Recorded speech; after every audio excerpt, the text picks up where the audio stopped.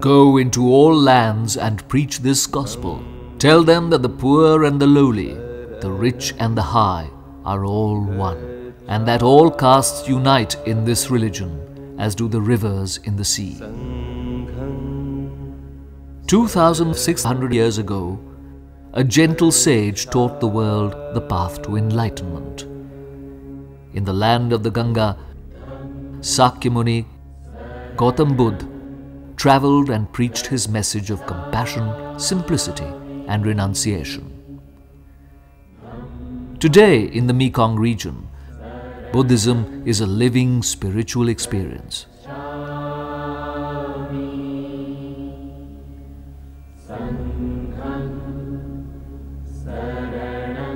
We take a very brief pilgrim's passage to the holy Bodhi tree at Bodh Gaya, under which the Buddha gained enlightenment.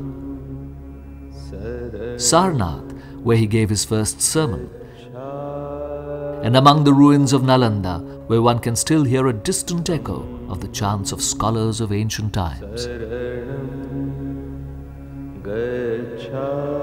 Every year, the land of the Buddha beckons hundreds of nuns and monks from Southeast Asian countries to come to India to study and walk in the footsteps of the Enlightened One.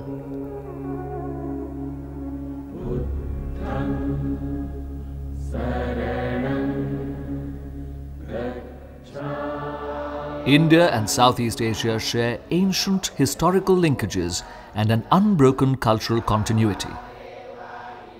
There is a confluence of civilizations when the Ganga and the Mekong come together.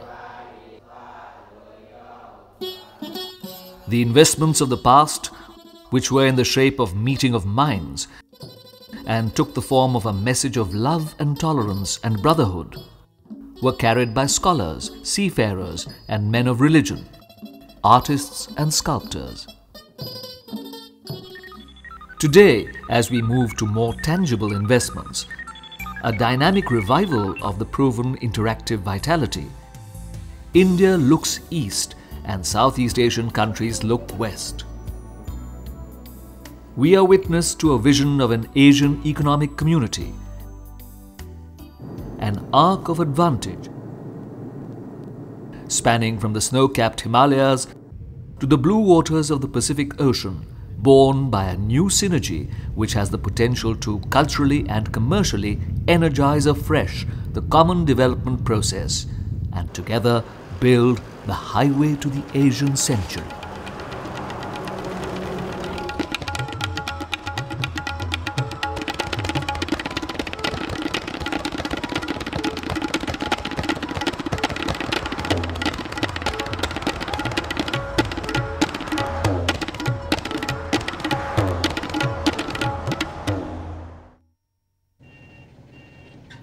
The key role an efficient transport infrastructure plays in the success of a regional economic arrangement cannot be overstressed.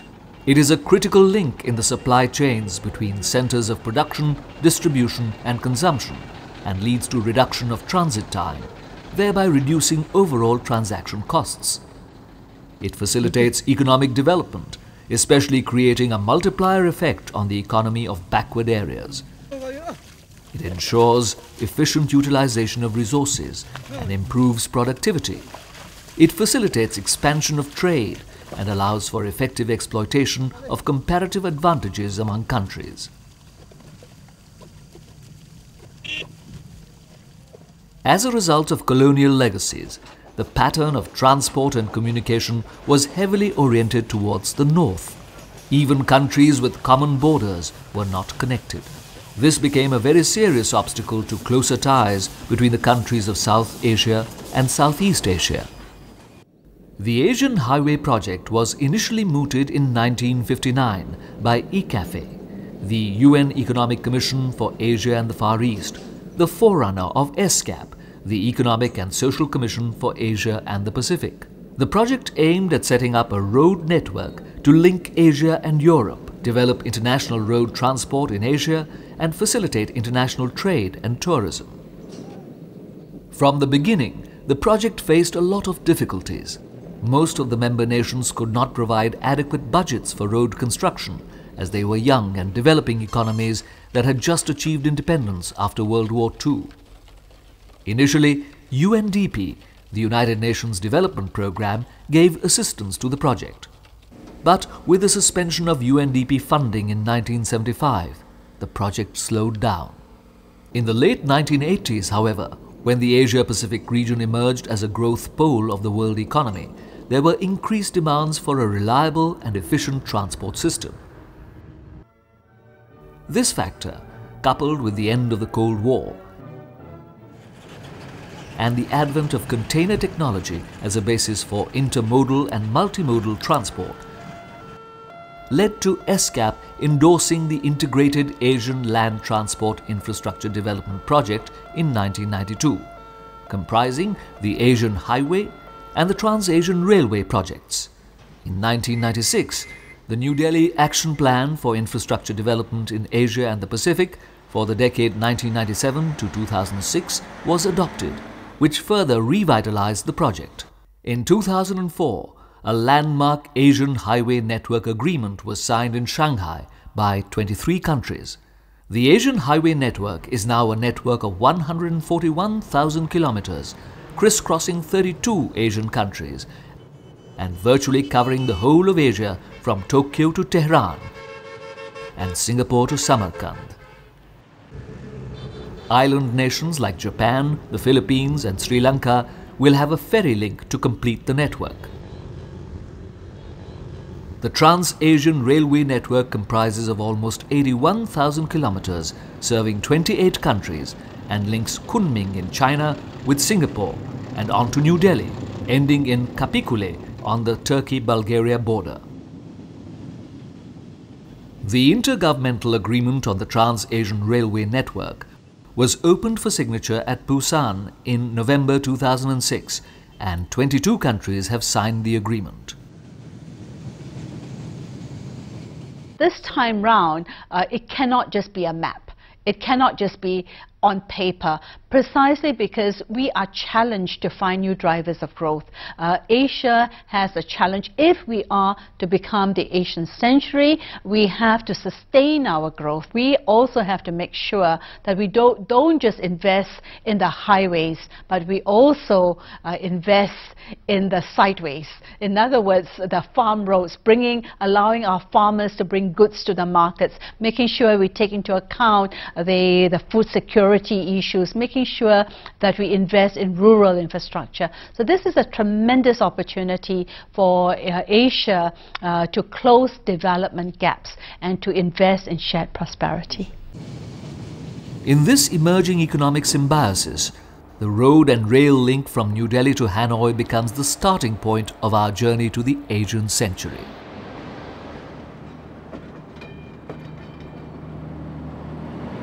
While some may regard the New Delhi-Hanoi road and rail link as utopian and a pipe dream, experts say that the infrastructure is in place.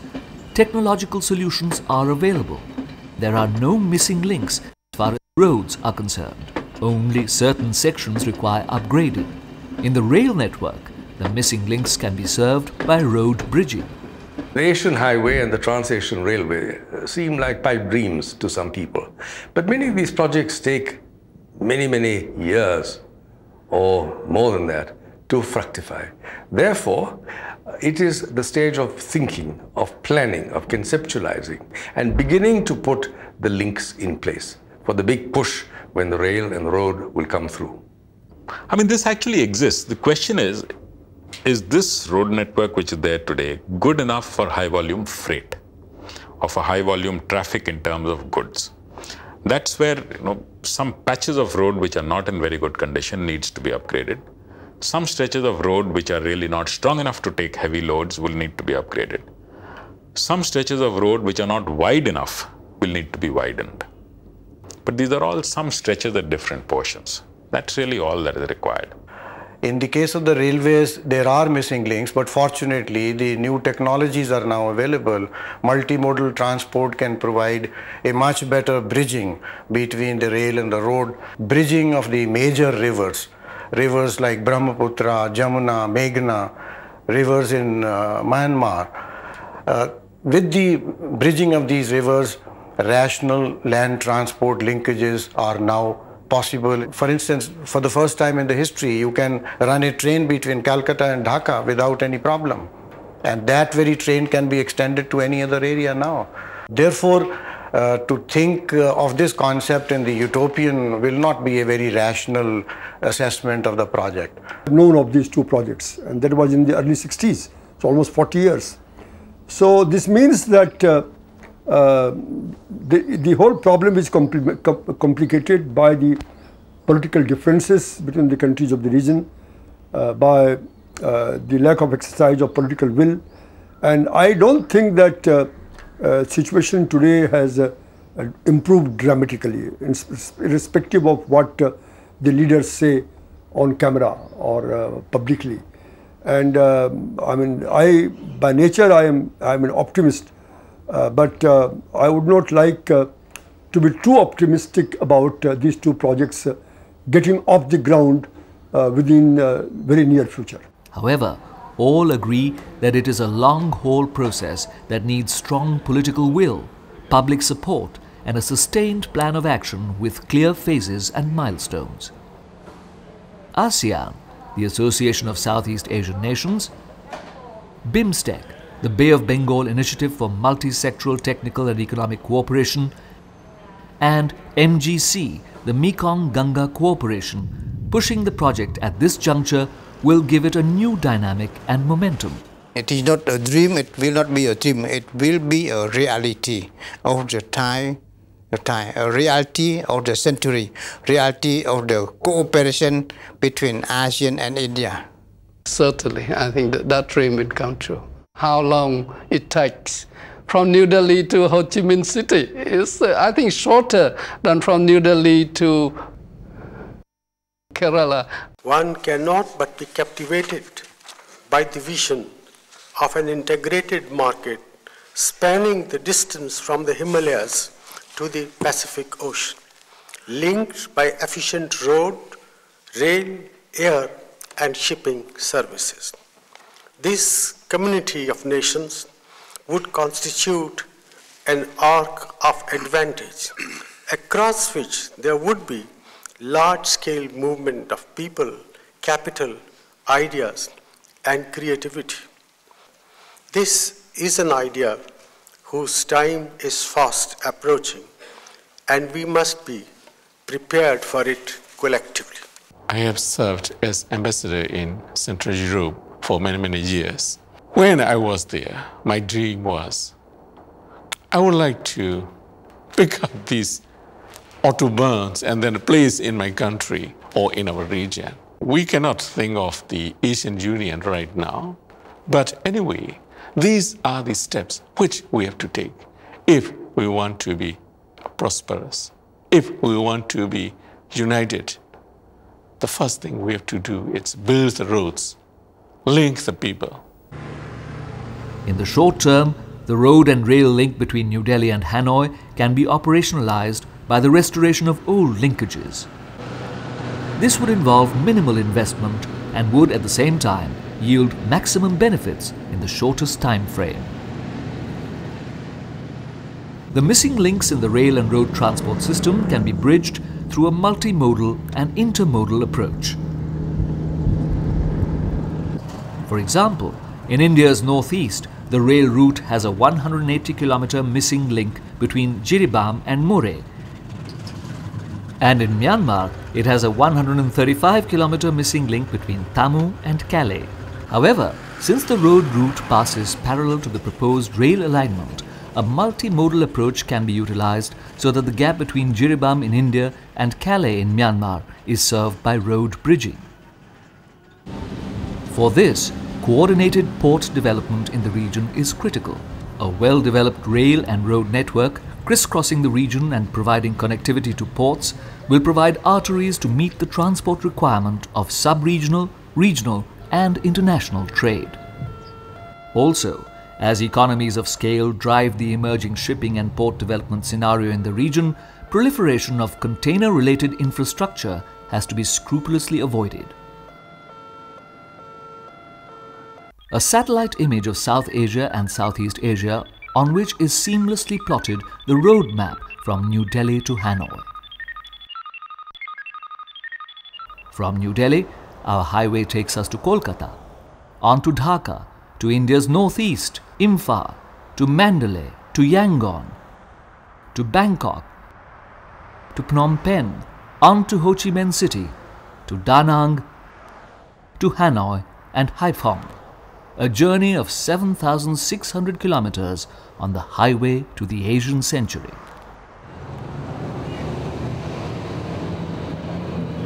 The zero of our journey is the hallowed ground on the banks of the river Yamuna, where the 20th century apostle of peace, Mahatma Gandhi, was cremated.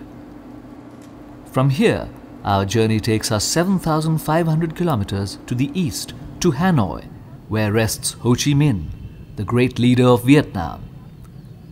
A tryst with Gandhi and Ho Chi Minh, two great leaders of the anti-imperialist struggle for a new Asia.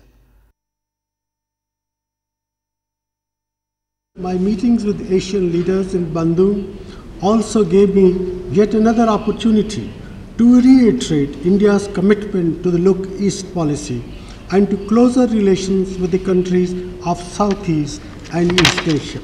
We are committed to work with ASEAN countries and with East Asian countries to make the 21st century a truly Asian century. As part of its Look East policy, India has consciously integrated its economy with East Asia since the early 1990s. India brings its own dynamism to the emerging Asian economic symbiosis, with $1 trillion+ US economy growing at 7 to 8% per annum. With rapid growth of intra-regional trade, East Asia has emerged as India's largest trade partner, accounting for nearly 40% of her global trade. ASEAN-India trade has grown by over 30% in the past few years and is projected to cross $100 billion US by 2015. As India's tariff levels become more aligned to those of East Asia, the recent sharp growth in merchandise trade is expected to continue. India has, on its own, brought down applied tariffs drastically since 1991, from 150% to the present 10%, with free trade agreements being evolved with ASEAN and +3 countries, that is Japan, China and Korea. India is virtually integrating with East Asia. So with this kind of trend that is now perceptible, one could really visualize an Asian economic community. And in that, unless you have connectivity, these things will not obviously materialize. India's strengths in software and services complement the hardware and manufacturing prowess of East Asia, and together these could produce a formidable strategic combination. With the growing recognition of these complementary strengths, India is increasingly getting linked with East Asian production networks, especially in critical knowledge-based parts of the value chain. Indian enterprises are also developing their own production networks, incorporating East Asian countries.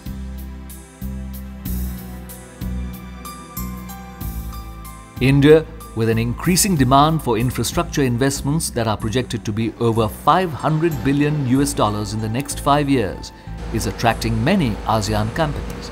Some among them have already won substantial projects in road construction in open competitive bidding.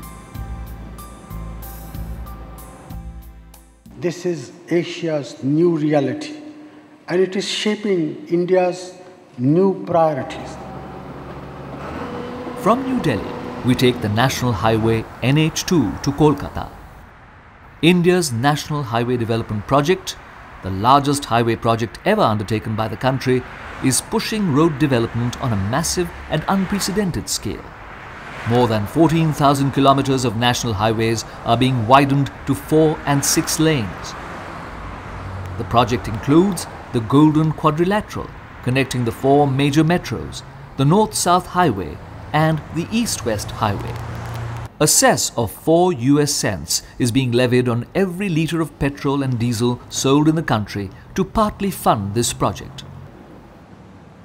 With the development of the new highways, the normal distance travelled by trucks in a day is set to increase.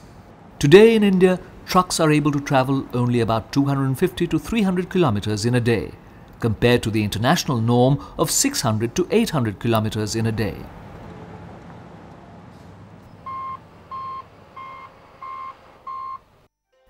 Kolkata is spread linearly on the banks of the river Hooghly. Kolkata is the main commercial and financial hub of eastern India and is known for its literary, artistic and revolutionary heritage.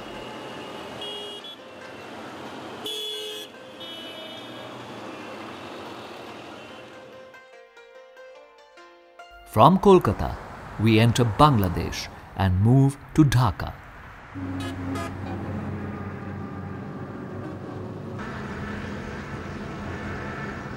Dhaka is located in central Bangladesh on the eastern banks of the river Buri Ganga.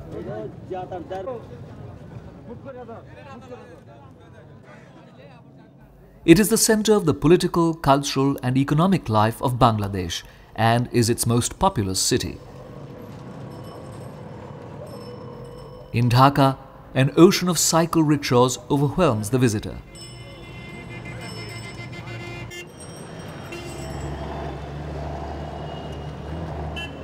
Dhaka is probably the only city in the world where there are 700 mosques, and this is the reason it is called the City of Mosques.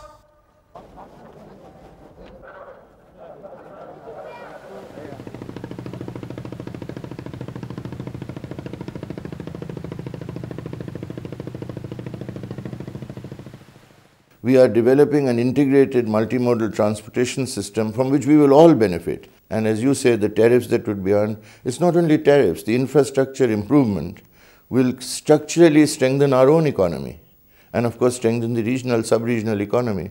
So these benefits can have a kind of multiplier dimension. From Dhaka, we move northeast to Sylhet, located on the northern banks of the river Surma. Nestled among picturesque tea gardens and lush green tropical forests, Sylhet is surrounded by the Khasi, Jaintia and Tripura hills. A large number of Indian restaurants all over the world are owned and run by Bangladeshis, and the interesting bit is that a vast majority of these restaurateurs are from Sylhet. The three largest tea gardens of the world are located here. For miles and miles around, one sees the tea gardens spread like a green carpet on the slopes. Historically, Eastern India, Bangladesh and Northeastern India were always an integrated space, politically, economically and culturally. The region has played a leading role in the life of the subcontinent. The post-partition discontinuities and disconnect totally disrupted this. India and Bangladesh need to build on complementarities and synergies to ensure coordinated regional development. Bangladesh is India's largest trading partner in the region. The fact that Bangladesh has an adverse trade balance of $1.5 billion with India should not be exaggerated and hold the larger relationship with India hostage. The size of the Indian market provides a great advantage to Bangladesh to strategize and increase its exports. At the same time, the centrality of Bangladesh to the integration of northeastern India to the Indian heartland cannot be overemphasized. The prosperity of each country is vital to the region. I am standing at the Tamabil checkpoint on the Indo-Bangladesh border. This is the road where eventually trade will transcend borders and lead to economic symbiosis in the entire region. There is a growing realization of the importance of the development of inland water transport in the region. The integrated Ganga, Brahmaputra, Barak, Meghna system, together with the Sundarbans, constitutes one of the great waterways of the world. Inland navigation is a fuel-efficient, environment-friendly and inexpensive mode of transport. We reach Silchar in Assam in northeastern India, the eastern end of India's east-west highway, situated on the Barak River. It is famous for its cane and bamboo products and, of course, its tea gardens. From Silchar, we take the National Highway 53 to Imphal. The Northeast is still regarded by many as a land's end, though it is beginning to change with perceptions that there are opportunities through the Northeast to reach out to our Southeast Asian neighborhood and East Asian neighborhood. The Northeast is a fantastically rich part of India in every sense. It has tremendous water resources, hydroelectric power, a wonderful natural waterway, one of the greatest inland navigation waterways in the world. It has huge biodiversity and floral and faunal wealth. So that all this provides assets for development and for employment. For the success of India's Look East policy, the stability of its most important geostrategic area, the Northeast, is a necessary prerequisite. We reach Imphal, the charming capital of India's northeastern state of Manipur, and one of the most ancient towns of the Indian subcontinent. The town is a major trade centre known for its weaving, brassware, bronzeware and other cottage industries. A unique feature of Imphal is the Koramban Bazaar, the market run by women. 3,000 imas or mothers manage the stalls and sell the most exquisite traditional Manipuri handlooms here.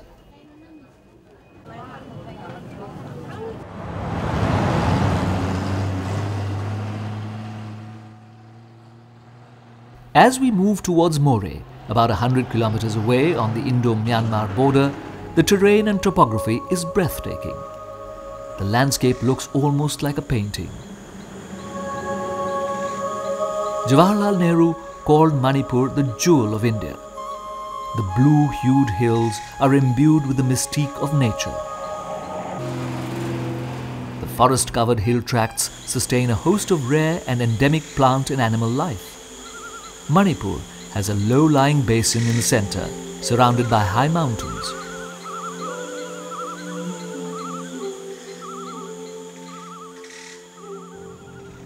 At Moreh, one can go to the market in Tamu across the Indo-Myanmar border checkpost without a passport for a few hours.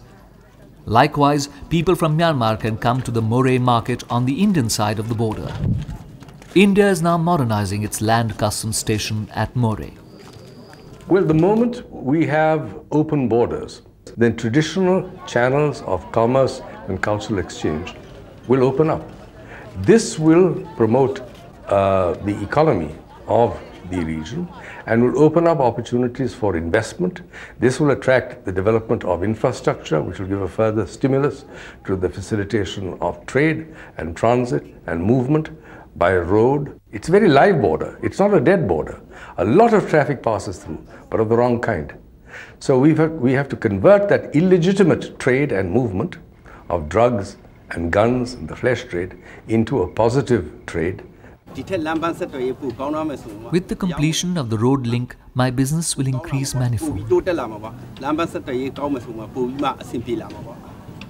This is the bridge on the Mahua Chao, which forms the natural border between Myanmar and India. This is also the zero point of the 160 kilometers Tamu-Kalewa-Kalemyo road, which was built by the Indian government.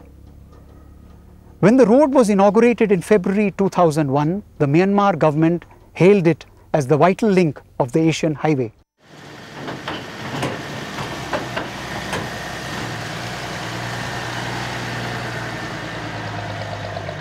Before I came to know about this project, it was a block thing.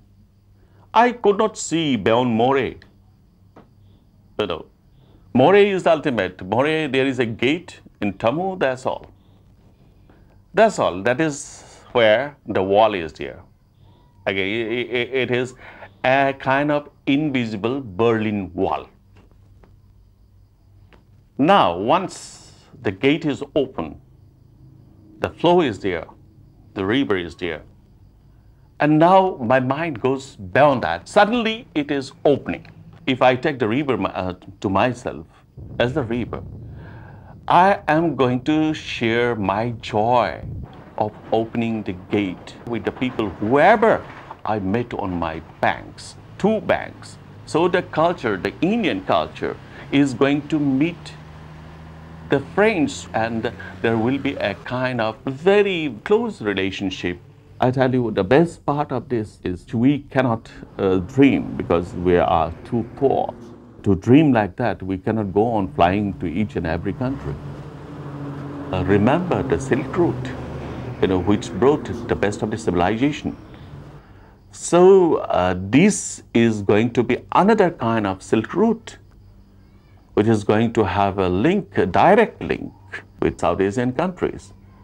And once it is being established, I think it will further go beyond Hanoi. But when it is now that the history is going to reopen, it paces, I think this is a golden moment in our history. We reach the small town of Kalemio and then take the road to Mandalay.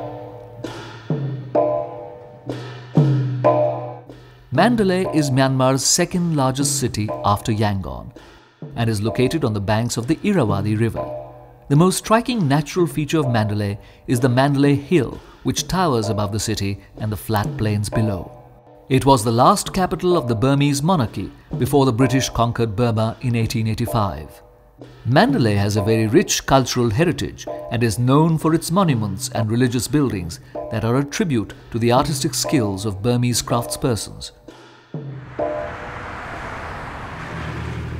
As we move from Mandalay to Yangon, a journey of 690 kilometers, we realize the highway's potential to transform the region, which has a socio-economic significance in this century that equals or surpasses that the historical Silk Route had in ancient times.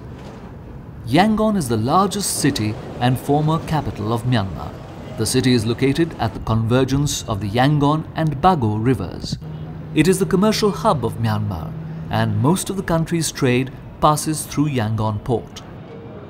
The Shwedagon Pagoda dominates the skyline of Yangon. The world-famous stupa, built over 2,500 years ago, has been gilded with tons of gold over the centuries, with relics enshrined within. For the Burmese, it is the most sacred pagoda. From Yangon, we move towards the Myanmar-Thai border. Difficult part probably would be in trying to find some financial backup for the project. We are trying to do some road construction within Myanmar, and some pockets in there might need some financial backup, and Myanmar is not gaining financial backup easily these days, so we have to see to it how we can solve those issues. We now reach the Thai-Myanmar Friendship Bridge at Mae Sot, spanning the Moi River, which forms the border between Thailand and Myanmar. This is the stretch of the Asian highway that will eventually link India and Thailand through Myanmar. At the border is the Rin Moi River market. Here we spoke to some merchants, and one of them told us about the difference the India-Myanmar-Thailand highway would make to her business. The highway will mean more tourists, more hotels and more trade. It will boost our sales. In Thailand, this is a very common sight when monks go out for alms in the early morning. For the Thai nation, Buddhism has been the mainspring from which flows its culture and philosophy, its art and literature, and its way of life. We now move to Bangkok, Thailand's capital. It was established in 1782 by King Rama I. Today, Bangkok is a major economic and financial center of Southeast Asia and is one of the most densely populated cities in the world. On the east bank of the Chao Phraya River is the Grand Palace. It served as the official residence of the King of Thailand from the 18th to the mid-20th century. Here, within the Grand Palace precincts, stands the Wat Phra Kaew, which houses the Emerald Buddha, prized as Thailand's greatest treasure.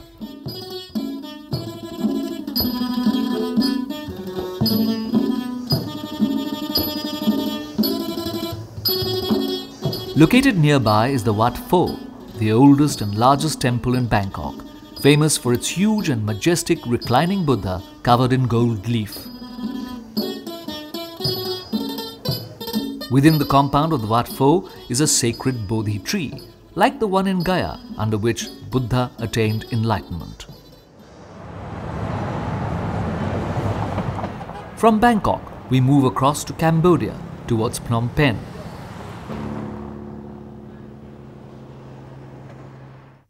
We are now in the time of globalization and at the same time regionalization everywhere in the world. Therefore, we Asian people, we have to go forward together.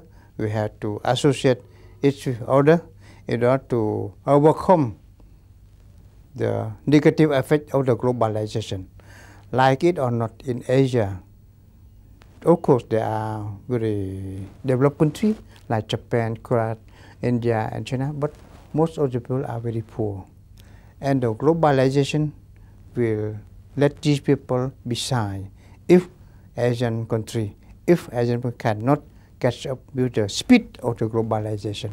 Therefore, my appeal to the Asian people is to unite it in order to overcome the globalization, to develop our economy, to giving a better living standard to our people. Situated at the confluence of the Mekong, Besak and Tonle Sap rivers is Cambodia's capital, Phnom Penh.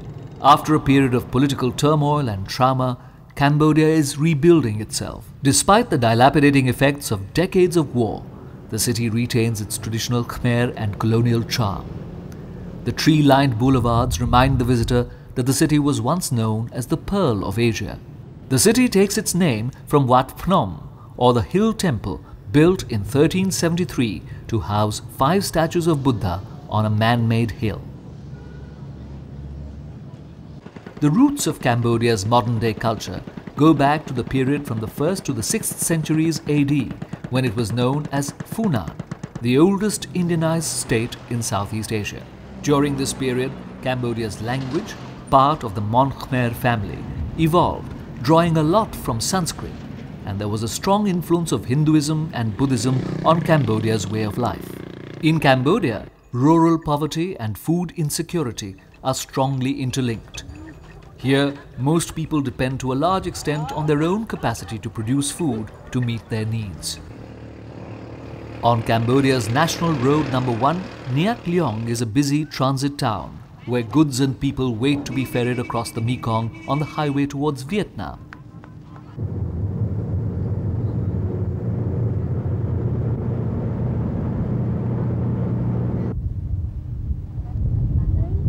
A bridge is being built here with Japanese assistance, and this will go a long way to facilitate trade, movement of people and tourists in the region.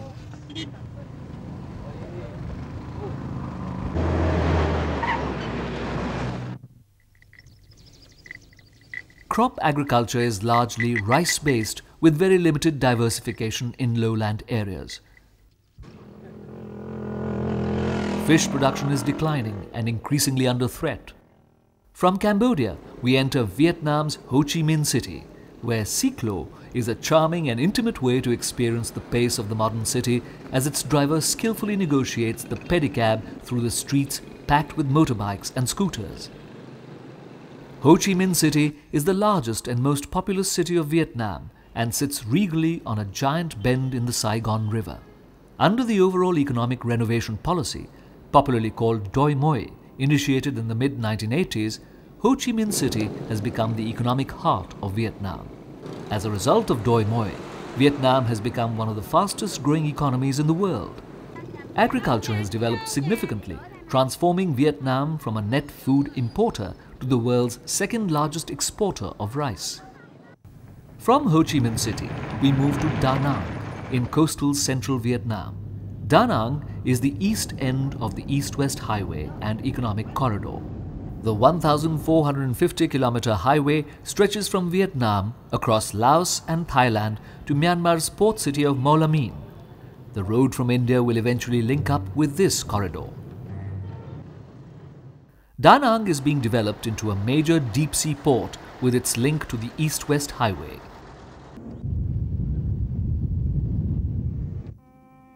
In Da Nang, the Charm Museum houses the finest collection of precious charm artifacts. There are around 300 exquisite sandstone carvings of Hindu gods and mythical creatures displayed in the museum. These historical pieces, dating from the 7th to the 15th centuries AD, reflecting the 1,000-year period of the Kingdom of Champa, have been gathered from the areas around Da Nang.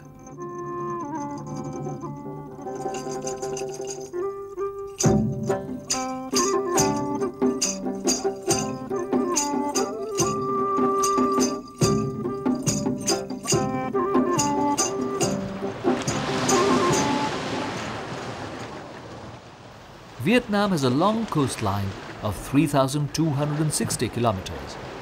The people of Vietnam describe their country as a bamboo shoulder pole slung with two baskets of rice, the fertile southern Mekong Delta and the northern Red River Delta.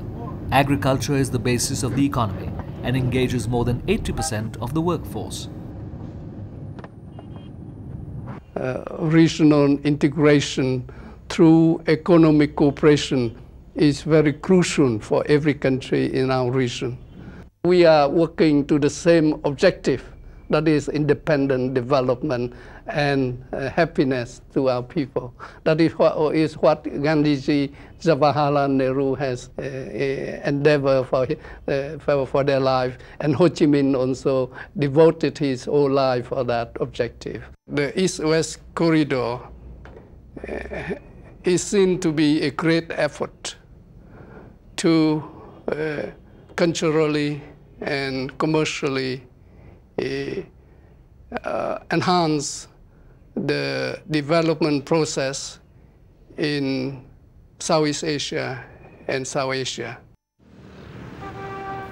We now reach Hanoi, the capital of Vietnam, the elegant city with tranquil lakes located on the banks of the Red River. Post Doi Moi, Hanoi has been transformed into a vibrant city. The Ho Chi Minh Mausoleum is a place of pilgrimage for visitors to Hanoi.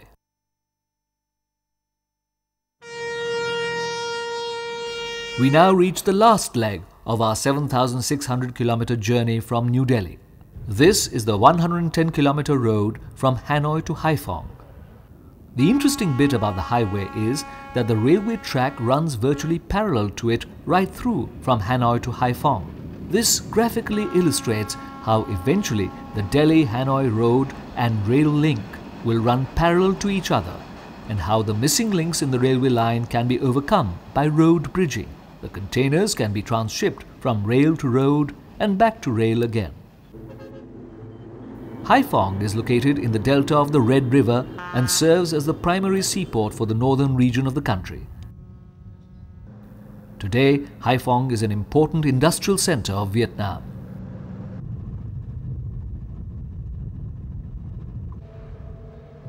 The New Delhi-Hanoi road and rail link does not touch landlocked Laos at present, but eventually will. The Thai-Lao Friendship Bridge, which serves as a major road link to Laos, crosses the Mekong a few kilometers downstream of Vientiane, the capital.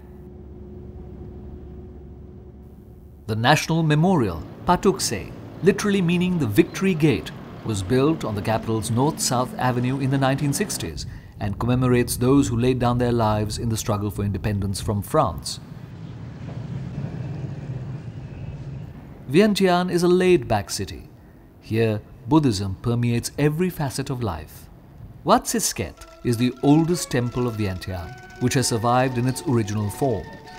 Within the cloister walls are hundreds of niches and shelves, housing a total of 6,840 Buddha images. The Ho Phra Khao, now converted from a place of worship to a museum, still displays some of the finest Buddha sculptures found in the country. That Luang Stupa is the symbol of Laos. The Golden Stupa is the nation's most important cultural monument and has a special place in the national psyche. Wat In Peng Pagoda is a historical landmark of Laotian arts and culture. The pagoda commemorates a folk tale about the king of the gods. Indo-Lao cultural contacts have existed since the 3rd century BC, when relics of Lord Buddha were brought to the country by the emissaries of the Indian Emperor Ashok. These relics are said to be encased in the That Luang Stupa.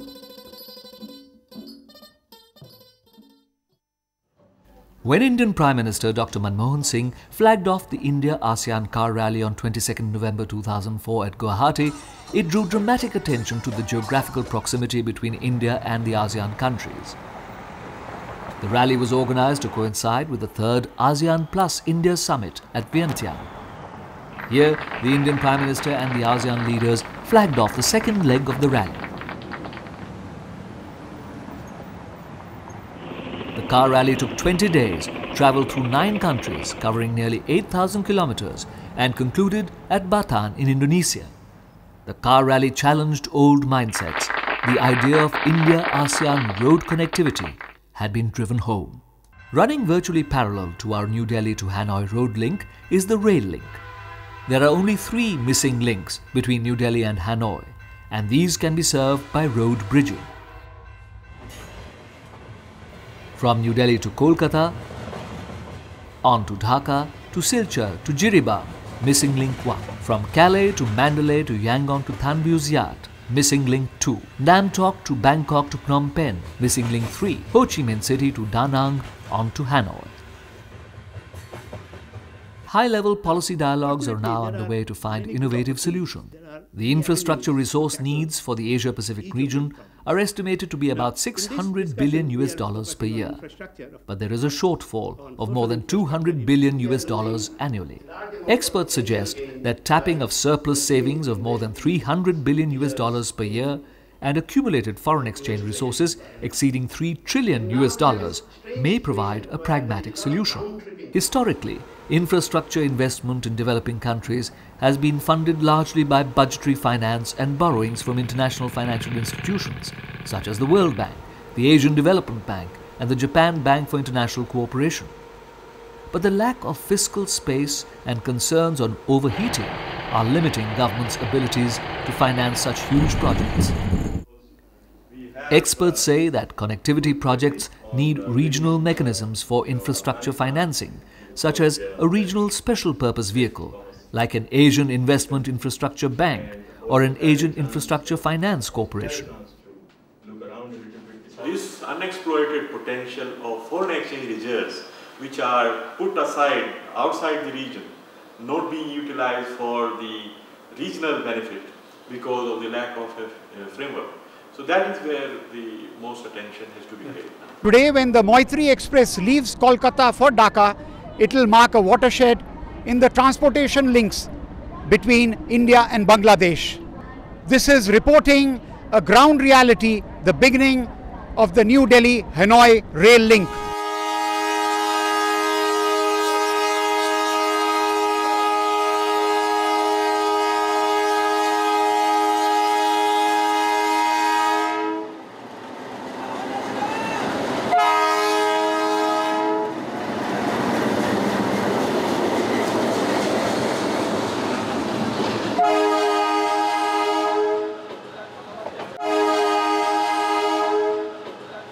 These are all milestones on the road to the eventual creation of an Asian economic community, or the arc of prosperity that I envisage to become a reality in the early part of the 21st century.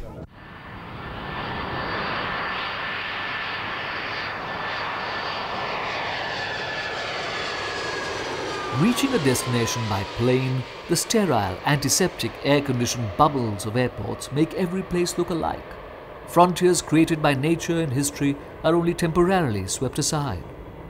On the other hand, a journey by road or rail makes you touch the people and be one with them.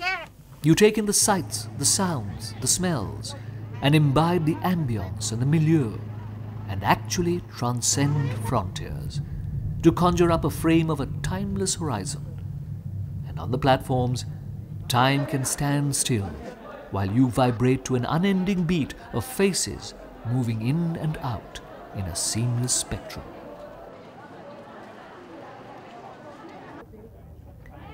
Here, you do not just reach a destination, you truly arrive.